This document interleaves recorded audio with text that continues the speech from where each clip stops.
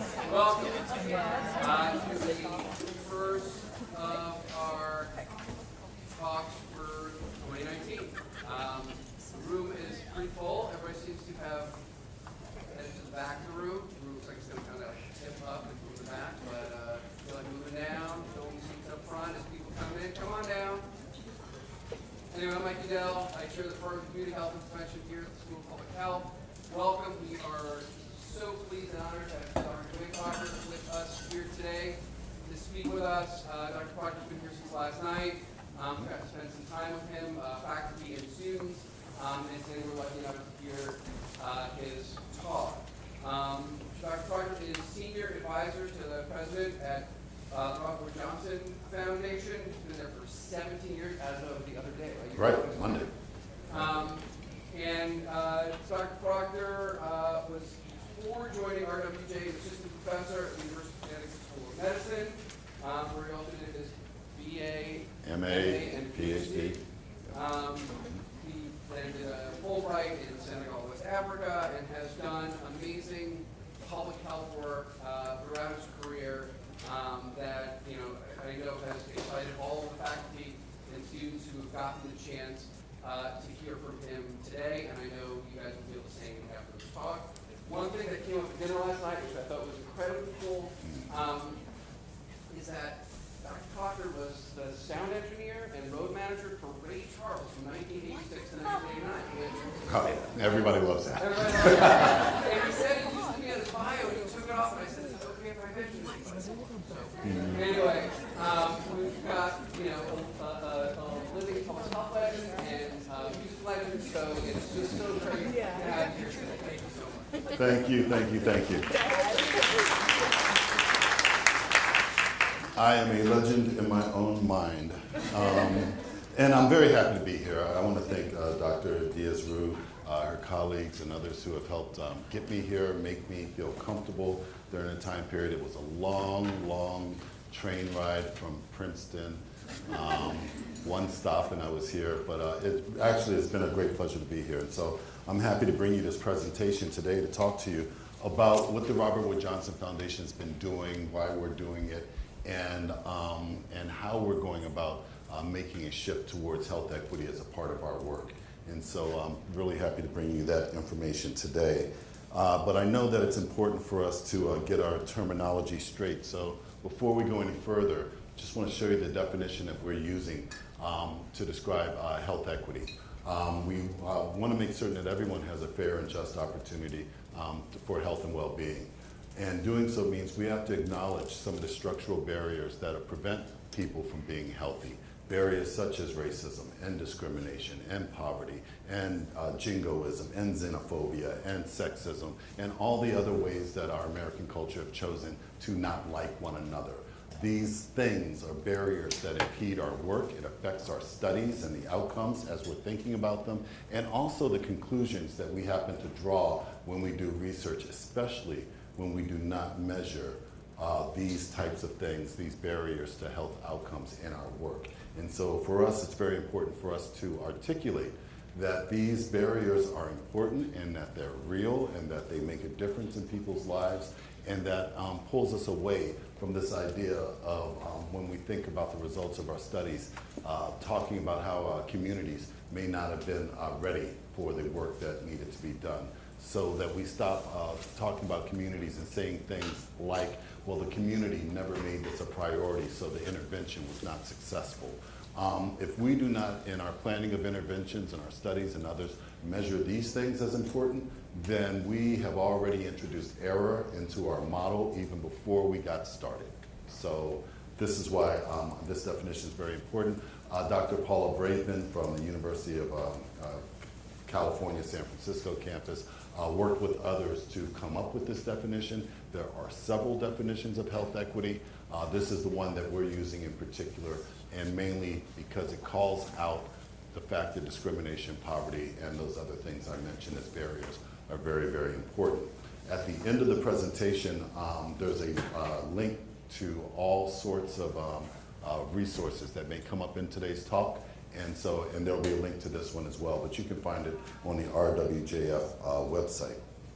When we started thinking about this idea of health equity and the culture of health, it really came as a reflection on a 40-year history of the Foundation's work.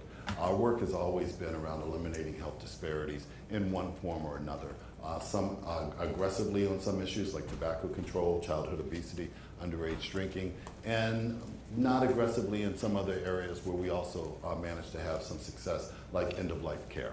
But 40 years of fun grant making, $1 billion of grants out the door, and we still have some persistent, very pernicious health disparities that need to be addressed. And we're now saying that our approach to doing so is to do so using a health equity approach. Health equity approach in which we engage the people who we're trying to help, those who are maybe most affected by the problem we're trying to solve, as genuine partners from start to finish, from design to implementation to evaluation. And I'd be remiss if I did not say that much of my knowledge about health equity, my belief in health equity, and my passion for health equity was stimulated by engagement with Dr. Shariki Kumanyika, who we worked together for a long time on childhood obesity work. And so I'm making that known because I'm happy that you're here, and I'm very proud to be here as a student of yours in that way. So where does that leave us? We have to go back. We have to go back. I want to go back about 50 years, 51 years or so. And because what was happening in 1968 and the 60s really did lay a groundwork and already tell us what we needed to know about health equity. The picture of Dr. King there, that's from 1963, not 1968, but I use that because he's smiling. And I think he's like smiling at me in particular in that crowd at the March on Washington, because I was there with my mom in utero. I was born a couple months later, but I feel that he's smiling at me in particular because he knew that I was there for that event. The picture next to his is of the NAACP. I'm a trustee with the NAACP. I'm part of their leadership and have been a member since I was an undergrad. But my grandfather was a civil rights activist in West Virginia. My mother was a civil rights activist, and somehow they squeezed out one more civil rights activist among them. But I put that there because, once again, in health equity, you have to engage the people who are most affected by the problem because they know the solutions that will affect their lives. They know how systems have come into play that keep them from optimal health as we go forward. So I put that there, and I will say that some of the people pictured here are still alive. They're still members of the NAACP. They still show up for meetings at the national level, and I still sit with them to learn from them because the solutions that were there in 1968 are still solutions that can be helpful to us today. Also, the 1968 Olympics where Tommy Jones and Tommy Smith and Juan Carlos raised a Black Power salute to draw attention to what was going on with the African Americans in the United States on the world stage, was another opportunity for us to understand how to go forward and make difference and make change. What you can't see in this picture is that they're barefoot. They're barefoot in this picture. They're also holding, see that in Tommy Smith's hand right there, holding a olive branch in a framed box. They were representing poor people. So it wasn't just about the plight of black people in the United States. They were standing up for poor people to say things have got to change. Matter of fact, in 1968, there were so many riots across the country, demonstrations, protests, insurrections, however you want to frame them, up to about 200 or so that led President Johnson to establish the Kerner Commission. And the Kerner Commission was to investigate what was going on. Where did this trouble come from? Why is this happening across the country? And if you think about it, more than 200 at any point in time. If we had 200 riots in the United States right now, it would be a big deal. And in 1968, it was a very big deal. And the Kerner Commission came back and he said that the problems are not the people. The Kerner Commission was clear. The people are not lazy. The people are not unduly disgruntled. The people have been dealing with systems that have affected their ability to sustain good housing, to get good jobs, to get good employment, to get education. And the Kerner Commission said this, And what they were talking about were the social determinants of health. They didn't have that language at the time, but those of us in public health know that each one of those things are systems that influence people's lives. And so when we think about our work in health equity, what we're really thinking about is how to take the barriers such as discrimination, such as poverty, such as all those other barriers I listed, out of the systems so that they work better together, and they work better for everyone in that way. That brings us here. But the other reason I want to go back to 1968 was what happened in my community. Because there were riots in Washington, D.C. That's where I was born. That's where my father was born. I can do this all day long. We bought property in D.C. in 1728, so we've been there a very long time. And after Martin Luther King Jr.'s assassination, riots took place in Washington, D.C. as well. This is a photo from the Washington Post, Northwest D.C., N Street. I'm from Southeast D.C. It's a small city, it's not that far of a difference. But this is what my neighborhood also looked like at that time. I remember that night when being at home with my mother and father and the phone ringing. And my mom usually answered the phone. She had a job, she worked at C&P Telephone, she was an operator, so she usually answered the phone at the house. And she did, and on this particular occasion, she said, she passed the phone to my father and said, "It's for you." And I watched him sink as a human. I watched him have a seat. He had just received the news that Martin Luther King Jr. had been shot. My father was a police officer, and he was off duty. And that was the chief calling him and asking him, to go on duty, go out and do something about this. I was small. I was very small. And I wondered what my father was going to do as I started to look out the window and see all the strife that was going on in my community, watching my neighbors who were pained, agonized, who were disappointed in what they were hearing, who had taken to the streets to express themselves in that way. I watched my father put on his uniform, and I wondered to myself, because I wasn't sure, and I was young, I was 4. I wondered, what was he going to do? Is he going to be okay? How is this going to turn out? I was hopeful, ever hopeful, that he would live up to the peace officer side of that and not go out there and arrest people or beat them up or whatever things police happen to do in tough, tight situations. And I watched from my bedroom window as he went out and did that. He consoled people, ushered them back into their homes, tried to help even as he was grief-stricken, even as me and my mother remained inside and afraid. The next day, my mom and I, we walked and we went to the school, and amazing that so much stuff had been destroyed in our community, in our neighborhood, but the school remained untouched. School was very important and remained untouched. And she pushed me on a swing, and she asked me, "Do you understand what happened yesterday?" And I said, "Yes, Dr. King was killed." And she said, "Do you know who Dr. King is or was?" And I said, "Yes, he was a man who was working to help Negroes like you." We all paused. My mom paused. I imagine the swing just stopped in midair. And she said, "Well, what do you mean?" She says, "Well," I said, "you're dark-skinned. Me and Daddy are light-skinned. He's working to help people like you." Complexion at the age of 4. I'd already internalized value to complexion. Today we would call that unconscious bias, right? Today we would say that and I don't know where that came from, but at the age of 4, excuse me, Mr. Soundman, that was already a part of my thinking at the time. Of course, she corrected me. And here are my parents here, just so that you can see. And what I love about this picture, now this picture was taken in '67, so I'm basically about 3.5 around this picture, right? But what I love about the picture is the hi-fi stereo. We were so proud. Look at how much real estate in that picture that the stereo does. The stereo pushes us off into a corner. And this was, about a year before the story that I'm telling you.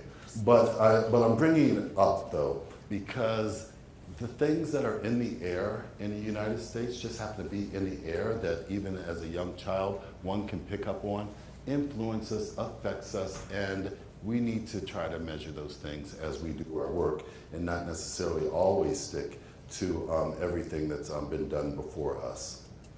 I also bring this up because the events that were going on in 1968 had a lot to do with discrimination, discrimination in a variety of forms. And so when we talk about health equity and the work we do, using that definition that's there, it's about discrimination for any group of people who are discriminated against, whether they're coming back from war, whether they're coming back from prison, whether they are in situations where they're single, raising children in poverty, any group of people who will have an experience with the systems that does not support their work going forward, we are interested in and working on in our work in health equity.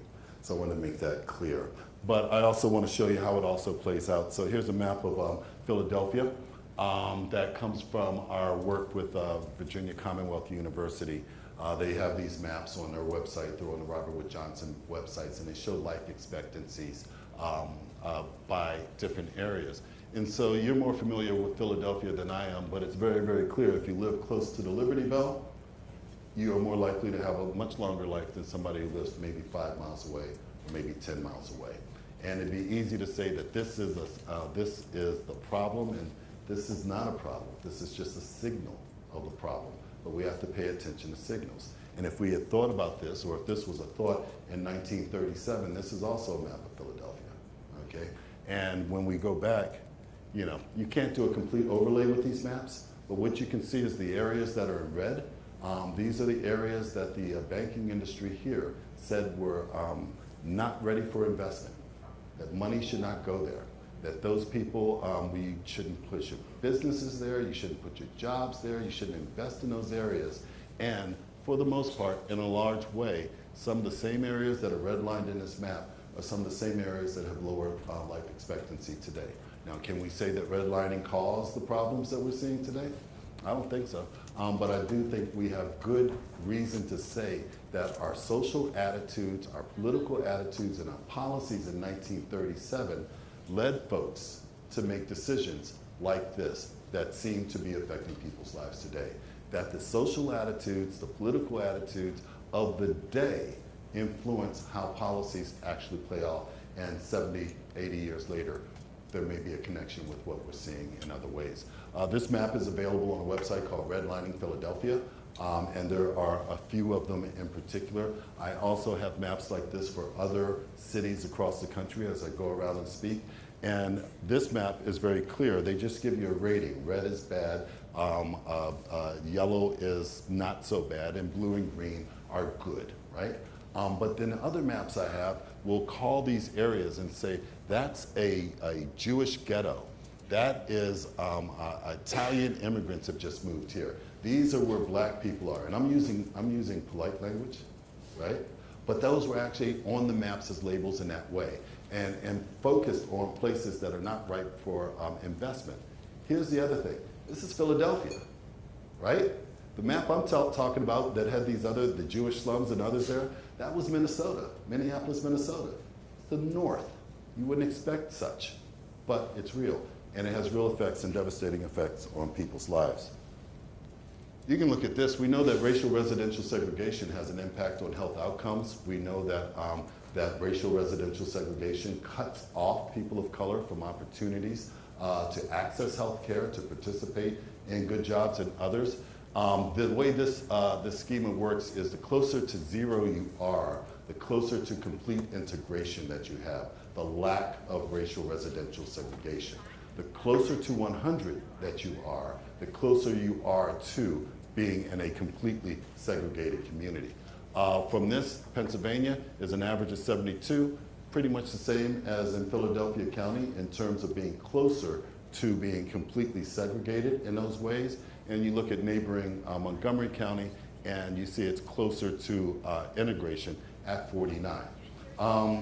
These are just signals of things we have to think about as we do our work going forward. The County Health Rankings is a report that the Robert Wood Johnson Foundation issues every single year.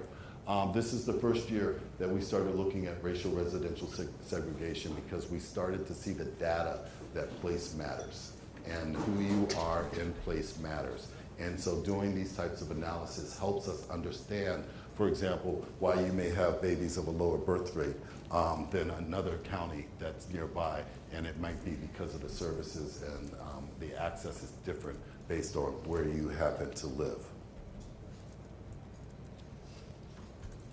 So discrimination is important, and so we started looking at it in a very deep way. We did a project with the Harvard School of Public Health and National Public Radio. What Harvard School of Public Health did was a public opinion poll of 3,500 people. The data is rich, it's ripe for secondary data analysis, and those of you who may be looking for data sources in your work, this is a good one to take a look at. N of 3,500, because we did not want to undersample any particular ethnic or racial group in this analysis. We also wanted to have a sample of those who represent the LGBTQ community in this sample as well. And we wanted to know what perceptions of their self-perceived discrimination, if they perceive that they've been discriminated against, and how that affects how they go about their life and their work. Because discrimination is one of the barriers that impedes health equity. So by calling it out, by naming it and studying it and understanding it, we can start thinking about what the path forward might look like. Now for NPR, what NPR did was for every release of the report, we released it in chunks based on different ethnic groups for 2 weeks. They would cover stories about discrimination in people's lives on the variety of platforms that they have. And then after that 2 weeks, we released the next report, and then the next story would come out as well. And so the first report we released was on African Americans. But because it was the first report, we wanted to be clear about the overall report. And so this is what we found across the board among these different groups that are named here. This is the percent of each group saying that discrimination against their own groups exists and is a problem for them in their lives. And so the first report we put out was on the discrimination faced by African Americans. And the phone starts ringing at the foundation, and the reporters are calling. And save for one reporter, everyone called to say, what about this whites? What about them? Yeah, and the whole report was on African Americans. They said, but that's what was fascinating. I often say that race and racism are America's red meat, and there's nothing, we just got to get in there. And that's where all the reports, that one reporter who called, who did not ask that question, asked this question. He said, what do you think about all the news articles about your study on white people feeling discriminated against when you release a report on African Americans?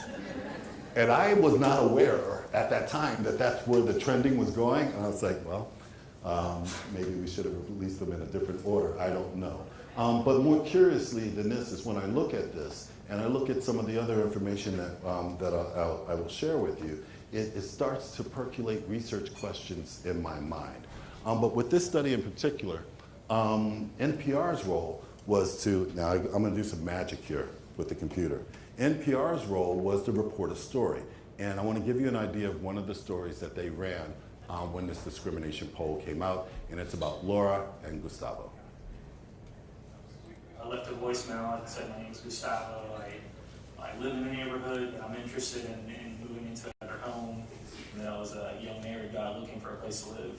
But he didn't hear back. He called her back a week later, something like that, and she didn't return his call. So after not hearing back twice, I said, I don't want to make any assumptions here, but I was like, why don't you give him a call and see if you get a call back? And she left a message saying, this is Laura, I live in the neighborhood. It's just kind of a similar message. And when I called and said my name, which sounds very white, the woman texted me back like within 5 minutes. And we just kind of looked at each other, and I kind of started, laughing. Hey, this kind of stuff happens all the time. But she got really upset. I had a much stronger reaction. I was livid. The only different information she had between the two voicemails were our names. So we could have probably predicted how the story was going to play out, right? But more importantly, the reason why I'm lifting this up is many times as researchers, we could have just let Harvard do the poll and have that data out there, some report somewhere that couldn't be found. But anytime that we can give life to what we're finding and ways to reach people, to help them think about our work, we're actually adding more power to the work that we do by getting it out there in ways like that and being creative and thinking in those ways. But now, let me tell you what the poll said. About a third of Latinos say they have been personally discriminated against because they are Latino when applying for jobs, when being paid equally or considered for promotions, and when trying to rent a room or apartment or buy a house.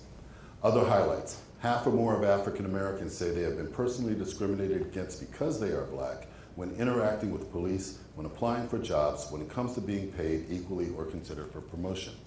60% of African Americans say that they or a family member have been unfairly stopped or treated by the police because they are Black. Nearly 1 in 5 African Americans have avoided medical care even when in need, both for fear of discrimination. 35% said they have avoided calling the police even when they need it. So when we think about this, I have more, but I just want to pause there for a second. If perceived discrimination keeps people from accessing the services that they need when they need it, I think that's where we are. When that happens, then that's part of the problem in the disparities that we see that we're facing. It's when our systems are not working to support people and people avoid those systems, then that may explain why we see some of these things. It's obviously on a timer and it's telling me to move on. Okay, so, and I will. But we also did a study looking at rural populations, and we asked them similar questions about urgency of health problems and the problems that are facing their communities by race and ethnicity in rural communities across the country. And what we found was 40% of Latinos living in rural areas say that they think Latinos are discriminated against in their local community, compared to 18% of whites saying the same thing. 36% of African Americans say they think African Americans are discriminated against in their local community, compared to 20% of whites, and who said something similar.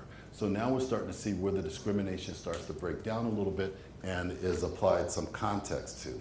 But we believe that this kind of data on people's real lived experience is important because it will highlight where sexism comes in, where poverty discrimination against the poor may come in, and all the other isms, including classism, that might happen. But when we see data like this, we have to call a question, right? If everybody in America says that they're being discriminated against, who is doing the discrimination, right? That's a curious question, but there's a better question, right? If everyone in America says that they're being discriminated against in these ways, what is doing the discrimination? And I think that we can take a leap to say it is the systems.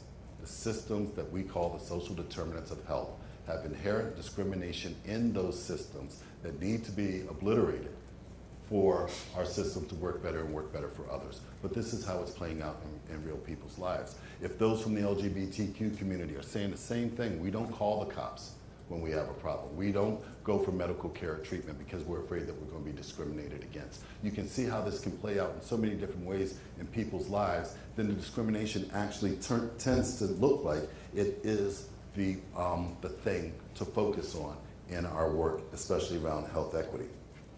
In 2018, there we go, almost 3/4 of African Americans and more than half of Latinos living in rural America say they think people living in their local community get less than their fair share of the state government's resources, compared to 42% of whites who said that, who are likely to live in those very same states. But everybody is saying the same thing. We're not getting our fair share of the resources that we have, and we think that discrimination against us, whoever we call us, may be the problem. Boom, there we are. Ray Charles says that. Whenever he gets to a point where he's ready to move on, boom. So there you go, that's my Ray Charles story for you. Okay, so then the Robert Wood Johnson Foundation funded a study that appeared in the British medical journal, The Lancet, written by Dr. David Williams and his colleagues, that indicate some of the insidious ways that structural racism can make people sick. The study concluded that when, for example, that when police officers in the United States kill unarmed African American people, it damages the mental health of African Americans living in those states. And so not only is a tragic death a tragedy, but the ripple effects in terms of the trauma that secondary trauma that can be experienced by others is also something that we have to consider in our work. Research also finds that pregnant women who report higher levels of discrimination give birth to babies who are lower in birth weight.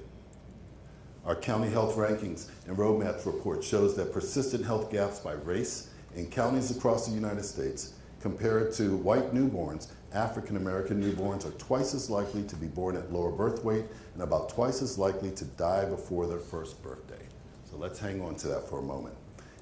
And then same here. You can look at Philadelphia County and the county health rankings. The county health rankings rate counties within a state against each other in terms of where they may rank in terms of health. And so here in Philadelphia County, you can see that African American infants are twice as likely to be born at low birth weight when compared to white infants. Everyone in this room knows the implications. We know that kids that start behind usually stay behind. We know that low birth weight babies have elevated lifetime risk of diabetes, heart disease, and high blood pressure. And it's possible that this is caused by some of the discrimination that hangs in the air. This is what needs to be studied. Dr. Williams also came up with this construct called the weathering effect. And the weathering effect has to do with ongoing stress that is very real in people's lives. And from his research that he's looked at and the research of others, he's concluded that the same chronological age African American women are roughly about 7.5 years biologically older than white women due to the weathering effect, or the result of repeated exposure to high effort coping with these stressors. Some of the effects of discrimination are observed at a very young age. A study of African American teens found that those who reported higher levels of discrimination as teenagers had higher levels of stress hormones, of blood pressure, and weight at age 20. So when we're starting to think about all of these things and taking an abstract that's not an abstract, and I'm speaking of discrimination in particular, taking an abstract and trying to figure out how to weave that into our work, how to weave it into our studies so we can understand it, understand its effects, and also start to think about what we need to do to rid of it. It's important to do because these are having real life problems for everyday people. So now I'll tell you what you asked me to come here and tell you about, which is some of the work of the Robert Wood Johnson Foundation and how we're approaching the work that we're doing. Last October, a editorial ran in the USA Today where the Robert Wood Johnson Foundation had said that we will no longer accept applications for our programs from sports teams that had mascots that denigrated other ethnic groups and people. We did so because we were about to do so. The football teams from Washington and Kansas were on our list of awardees.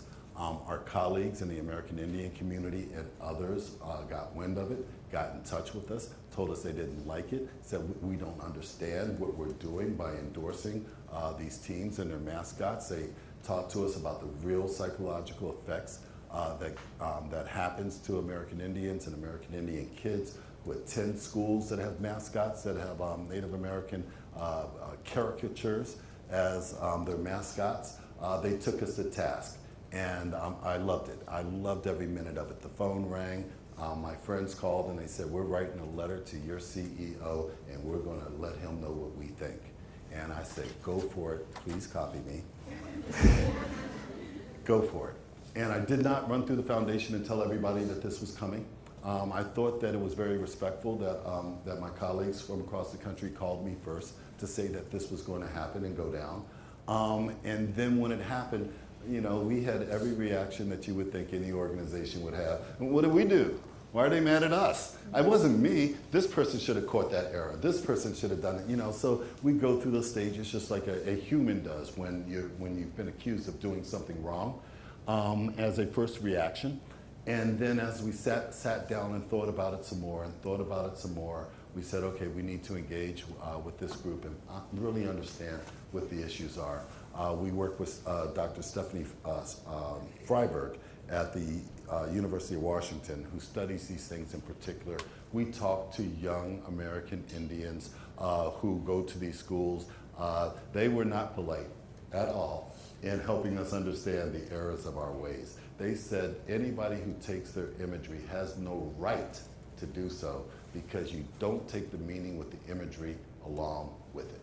One young woman said, in my pueblo, a warrior, okay, is a man who takes care of his family. And when you have these teams called warriors and they don't bring that along with them, then they are actually not respecting the people there. And when health equity, you have to respect everybody who's involved in the process. They also let us know that some of the characters of their people didn't make sense to them. That if you came from a certain part of the country, your pueblo may or not had tomahawks. And so that's what they brought up. They said, I don't know what a tomahawk is, I don't know why they have the feathers in their hair, that's some Plains Indian stuff, okay, but you still don't have the right to do it. And so as we learned our hard lesson, we wanted to share our hard lesson with others so that they understood not that we were taking a stand, but that this was a real issue and it had real health effects, negative health effects, psychological effects, trauma-inducing effects, and we didn't want to have any part to do with it. I was proud of the foundation for being vocal about it, and so another point to make about our journey on health equity is that as we go through this, as we're learning our way through this, you're going to make mistakes, you're going to stub your toe on something, and if you keep it to yourself, it's not as helpful as letting other people know what mistakes that you may have made and what you're doing to correct it as you do your work going forward. And that's why I present this to you today. We also work with a group called Fight Crime Investing Kids, which is part of the Council for a Strong America. They have a group of law enforcement head honchos, many of them retired from the International Caucus of Police Chiefs, state police, and others, to write a new training curricula for police officers, along with young people in communities. We'll draft a new curricula for police officer training, right? This new training includes training in implicit bias, so that police officers start to understand that when they roll up on a young African-American man and he's 12 years old, that he's actually a 12-year-old kid and not an 18 or 20-year-old man like some of the studies show. So how do we build that in? What's also now being built in police training curricula across the nation is the understanding of brain science and what an adolescent brain is like at a particular age, and how when you engage with authorities, what the authorities should know about that engagement. We're hearing back from the communities that this is being pilot tested in, that this is being very helpful. We're also hearing back from police officers who were frustrated with being called into another training to hear about brain science and implicit bias. We're hearing from those officers saying, oh, wow, this went down last night, and because of the training that we went through, I could approach it differently, and we had a much different outcome than was expected. And so we believe that by working with groups that may seem pitted against each other, bringing them together to have them collaborate and come up with something of a mutual interest in design has been very helpful, and we'll continue to do work like that. We work with this group called Aim for Peace in Kansas City, Missouri. They are associated with one of our Culture of Health Prize winners. Every year, the foundation awards prizes to communities that are using health equity to improve the work in their areas. This group, Aim for Peace, is focused on violence prevention in particular, and it's been helpful to the violence rates in Kansas City, Missouri. But more importantly, it's been helpful to the work that's going on by others in Kansas City to shrink the disparities gaps in life expectancy there. And so by working with community groups, bringing them together with other organizations that they may not have worked with before, may not have known much about before, and letting each group take their own approach to how they may solve a problem, we're very supportive of that and supportive of the work of Aim for Peace and others. In our county health rankings, which I mentioned before, we are working very hard to keep measures of racial residential segregation in the county health rankings, and hopefully one day get to a point where we also have some other meaningful measures included in the report. For example, it'd be interesting to know where incarcerated people come from, right? Which counties are incarcerating more people than others? How does that affect the health of a particular county? What do you need to know to say why is one county incarcerating more than others, and what are the impacts on communities, on families, and on health outcomes in those areas. We'll keep pushing to make the county health rankings more innovative each and every year so that we can really start to dig down on some of the issues like discrimination that are very, very important to solving if we want to realize the vision for a culture of health. The Executive Alliance for Boys and Men of Color are 40 CEOs from foundations who have come together to start to talk about what their individual foundations can do to expand health and life outcomes for boys and men of color. This project was started during the Obama administration. It preceded the My Brother's Keeper work that President Obama had started. And we believe that because of the attention of these 40 foundation presidents, that it also provided a shield for political will for the Obama administration and others to really start to speak out and say, we have some issues with boys and men of color that need to be solved, and we need to put some weight and emphasis behind it. Forward Promises across the street over at Penn.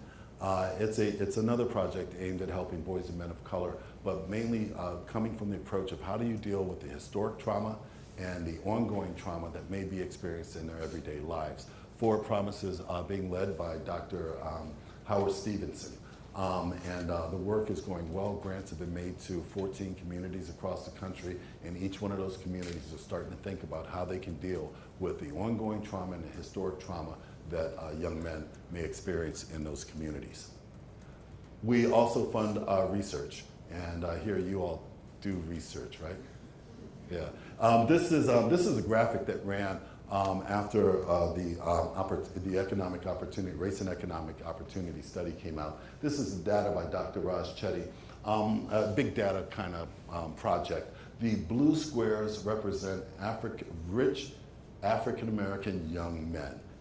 African-American young men who were born into rich households, okay? The yellow blocks represent white young men who were born into rich households.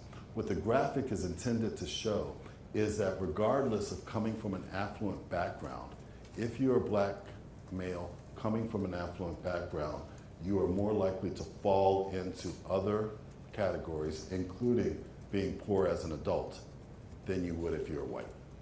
Another indication that there might be something to this discrimination thing that may be playing out. I'm not saying that that's the case, but Ross Chetty says that's the case.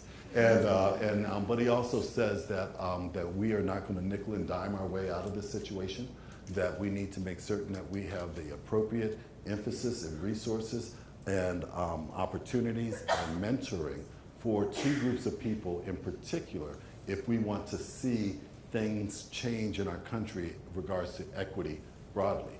And those two groups of people are African American men and American Indian men. Being able to work with those two groups. When my colleagues at the foundation came to me and said, have you seen the study? I said, yeah, I looked at it. They said, what did you think about that last particular comment about that resources need to be directed to these two particular groups? I said, I'm not surprised that Raj focused on those things. And I said, I'm not surprised because those are the genocide groups, right? Those are the groups of people who, men in particular, who face castration in this country if they weren't there, who face being scalped, who face being emasculated in so many different ways among the people, among their families and in their communities, that I'm not surprised that the researcher drew that conclusion in particular. My colleague winced when I said those were the genocide groups, but sometimes you have to say what's really in your heart and mind to get people to pay attention to what you're trying to do.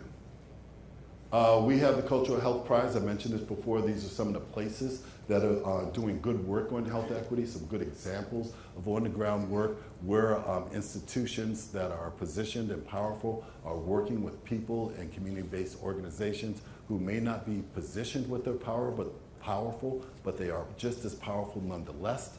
And so across the country, we are not alone. One day this map will be full, and we'll be well on our way to having health equity in place in our country. And the reason I think health equity needs to be in place in the country is because it's so very important to making a difference and making a change. Health equity, so when our foundations start focusing on other issue areas and go away, Because these people in these communities are already working in this way, they will make certain that the gains that have been gained will be sustained over time, that the accountability will lie within the communities themselves. 4 more data sets for you to take a look at, all available on our website. County Health Rankings, we talked about the new Walkability Index that's done by the City Health dashboard. Walkability is just one of the topics that's there, but you can go city by city by city to look at analysis. USA LEAP is looking at neighborhoods in particular on life expectancy down to the census tract. So we're able to go from state to county on down to census tract in our work. Talking about equity is not easy because we have to deal with the issue of equality. That is an ideal in the United States that's deeply held.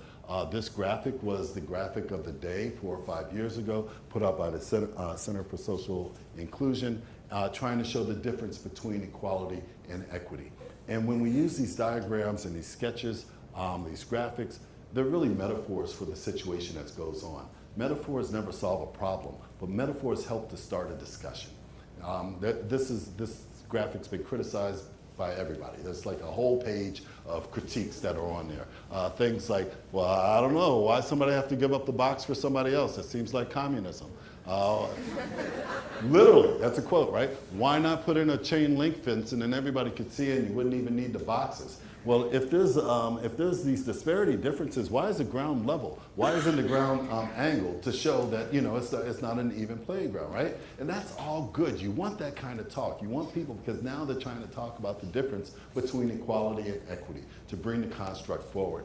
But there was so much criticism of this, and it didn't really reflect what we were interested in the Robert Wood Johnson Foundation. So we came up with our own graphic, which has been critiqued by our staff all over the place. But it's been improved. And so now we have equality in terms of everybody gets the same bike, but it's not what's appropriate for everybody. But if you have the means of transportation that's appropriate for you, then that's more in line with equity. As a matter of fact, when we first put the graphic out, we had comments on the complexion. Why? At first, the tall guy was a white guy with blonde hair, and the young guy was more of a darker complexion. And it was like, well, that guy has to work twice as hard to go as far as the other people, so that's not right. The woman had on a skirt. Like, who does that, right? Okay. And on the abilities piece, that wasn't even in the original graphic. But again, it starts a conversation. You start a conversation in a way that people who don't want to talk about, I don't know if I want to talk about equity right now, but you may want to talk about these pictures to get you to a point to be comfortable to talk about this. And so we've made these tools available on our website as well, and we make those available for you and for others to use. Here are the resources that are linked there, but the presentation is here.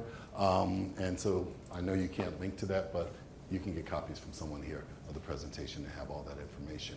I also can't tell you how grateful I am for the opportunity to speak to you all. I think it's an honor. I have not been in a university lately, and it's good. The time I've spent with you has been well put. I'd love to hear your thoughts and reactions to the presentation. Thank you.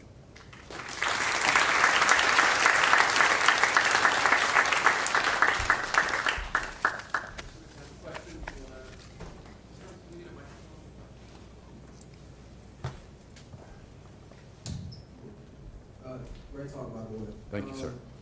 So I guess my question is, I saw a lot of things being done for men of color, African American. You quoted the stat that African American women had 7.5 more years of biological age. Is there anything being done within the foundation to address those problems with women of color? Yes, sir. And for all women and children and families, we have a portfolio called Healthy Childhood, Healthy Weight. The healthy weight part is a nod to our work in childhood obesity previously. And what we're trying to do is, in that work, is to make certain that when young kids enter school, that they're entering trauma-informed schools. So that so if there has been trauma within the family, and often that's an issue when you have single women raising multiple kids in bad situations, that trauma can be addressed within the school systems in a way that the young person doesn't get expelled or suspended for acting out when they're actually expressing themselves.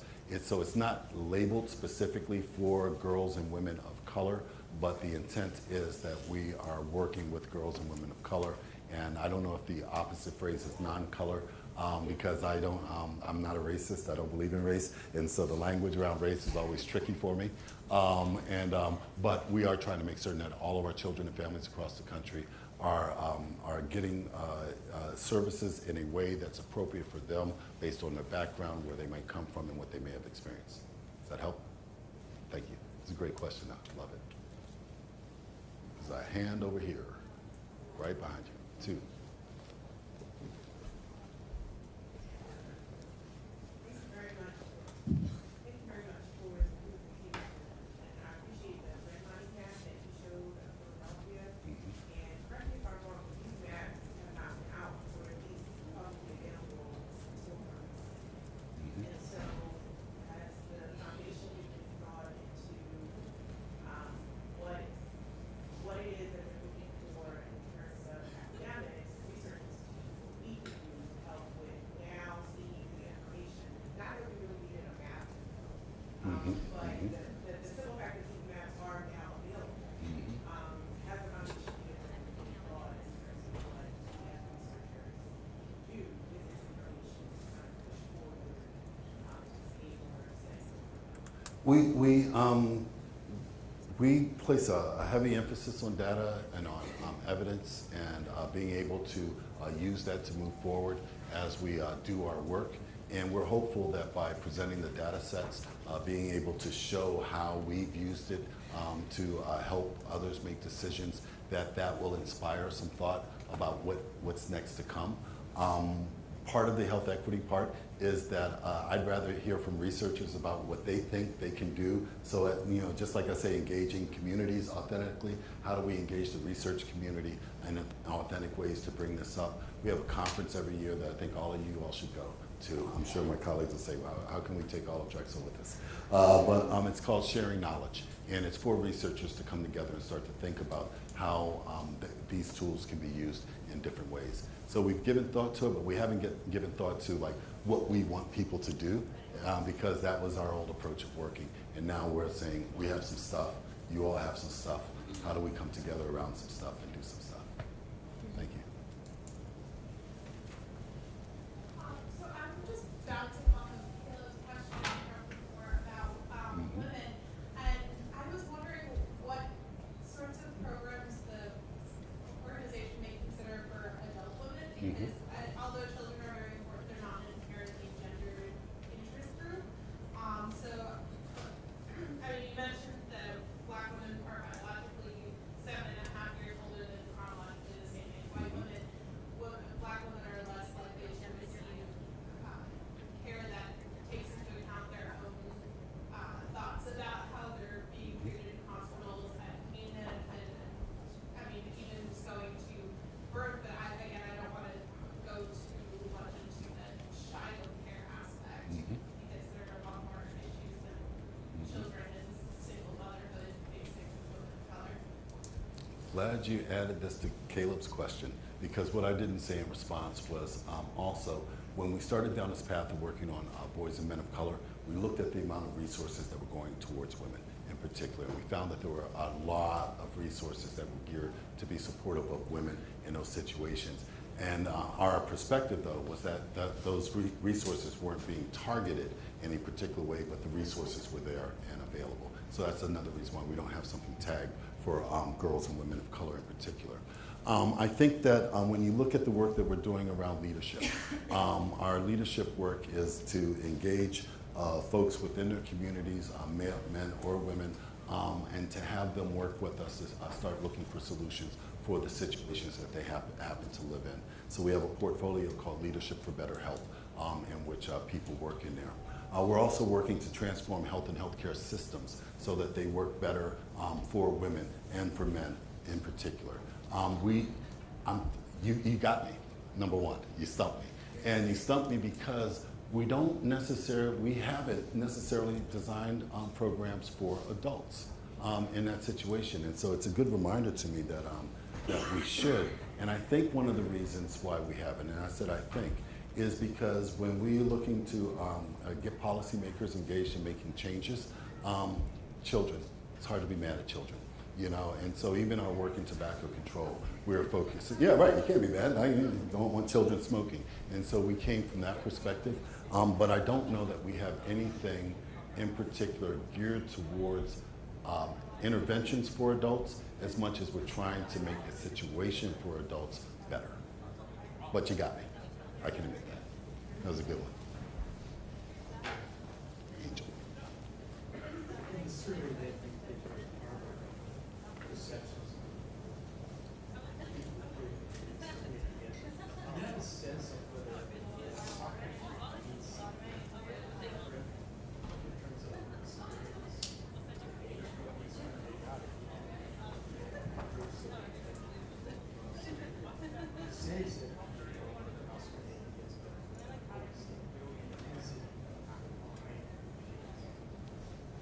I'm going to answer slightly differently. What we found was that when we went back and during the survey process, when people said they were being discriminated against, we asked them what kind of discrimination that they were facing. And so we were able to get to some of the things that were there. Some of the peculiarities that we found was that if you were a senior and you were sampled as a part of this, you were less likely to say that you had been discriminated against in your past, which was interesting when you look at all the different ethnic groups and who those seniors might be and where we are and where we were in 1968. That difference was there. We did see that some people felt they were discriminated against because they didn't get a particular job or so, but they weren't sure that they were discriminated against. Nobody called them and said, we gave this job to somebody else because of the color of their skin or anything like that. And so we did not go as deep as you're saying, but exploring that data, you might be able to find some answers to that. Thank you. Mm-hmm.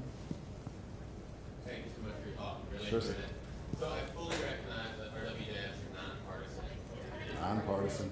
You guys care about health equity, regarding 1714 policy. Mm-hmm. What do you do in a global context like this today when the federal administration is taking direct action that would exacerbate health inequities? You are correct. We are nonpartisan. If we have to be partisan, we're bipartisan. And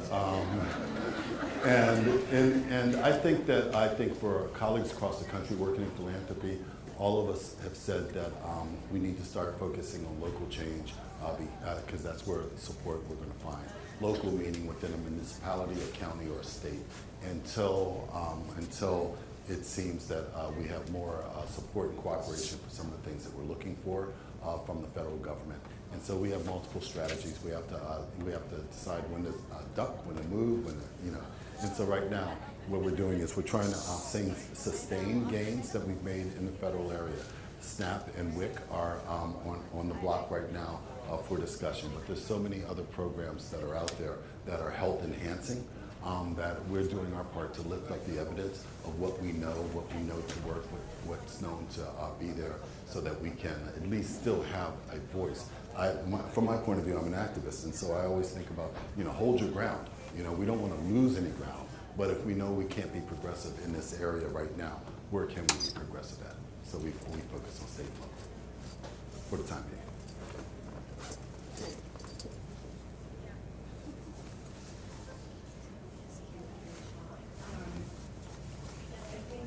I love thinking about systems and structures that are created that create these but I think when we talk about systems and system transformation, we tend to talk about other big systems. When we get to talk about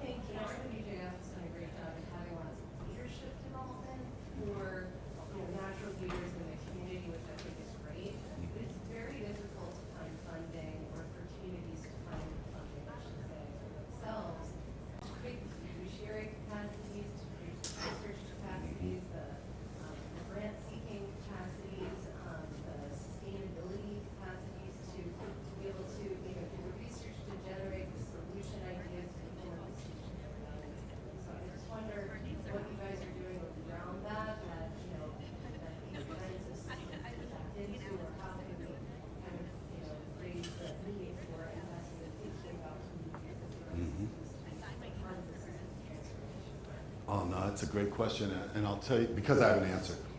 It didn't stump me, which was still a great question. I'm just joking. What we're doing is we're trying to change our foundation. We're trying to change how we operate, who we see as our constituents, what would make it easier for groups that we haven't worked with before to work with us. We're looking at things as, that are very fundamental, like raising our indirect costs. Right now, I think our indirect costs are like 12% of a grant that anyone would get in particular.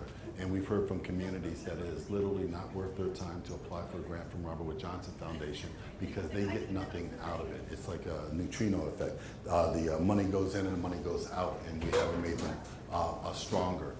We are now starting to build capacity building for organizations within our grants too. And so we are looking at our own systems and the way that we work so that we can work better and differently with others, because the struggles that you named are very real for community groups out there. And then the other thing I would say is many times for communities who are seeking funding, many times it's the local community foundations and the statewide foundations like California Endowment that can be very, very helpful in that way. But we're trying to change the way we work and our operations to make it easier, because we can't have health equity if we're still standing there not recognizing and hearing what people are telling us from around the country.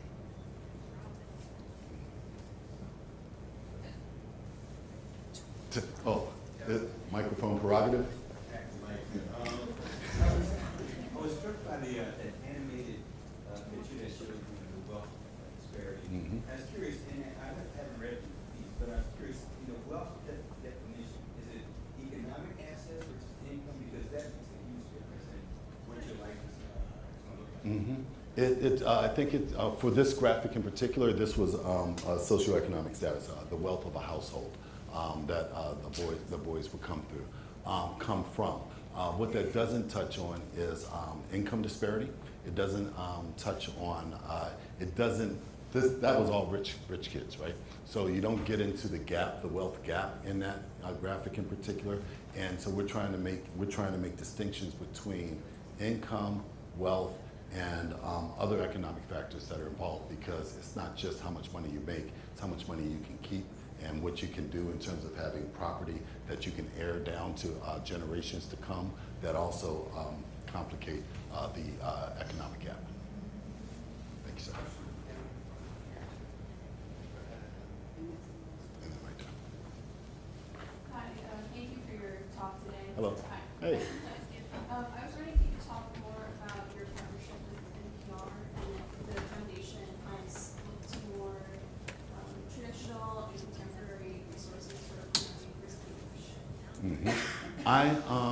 NPR has been we started working with National Public Radio maybe about 25 years ago at a point in time when the media was not covering health.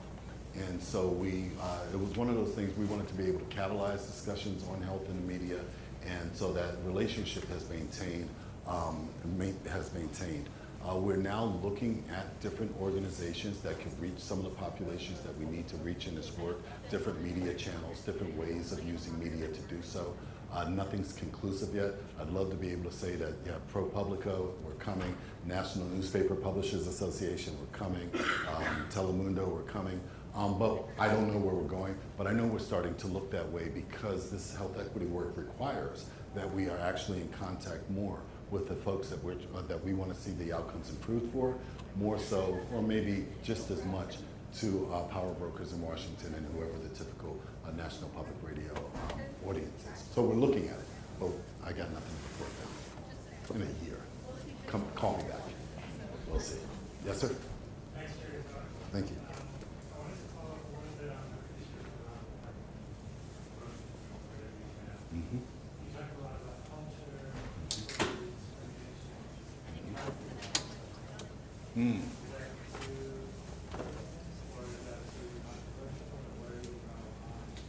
I don't think it's too controversial, and I don't think it's too partisan. I think the word right is something to think about. So in the Declaration of Human Rights, the United Nations Declaration of Human Rights, health is a right, and it's right there. In the Constitution of the United States, health is not necessarily there explicitly. It is there implicitly. Life, liberty, pursuit of happiness. But, and so I think that in terms of, we believe everybody should have access to quality health care, that they should have the opportunity, a fair and just opportunity to be healthy. But I don't think as an institution we have gone as far as to say it's a right, because all of our rights are in the Bill of Rights and the Constitution. And so, but it's not because we believe that it's a partisan ideal of having a right to health. I would hope that most people would agree, but I don't know if that's true either. Provocative. I will take it back to the foundation though. And that's the other thing. As I hear your questions and things like what we should do with adults and you know, health as a right, I'm paying attention so I can take that information back and process it and see what we might do. So don't be surprised one day if you see me speaking somewhere and I'm saying, hey, we've got these great programs for adults. And you know, health should be a right. And I will literally steal your ideas. And I will take them back for the good of the country and see what we can do with them. And so we'll see what happens with it. I want to thank you all for your time today. I know you've stayed a little extra, and I appreciate it.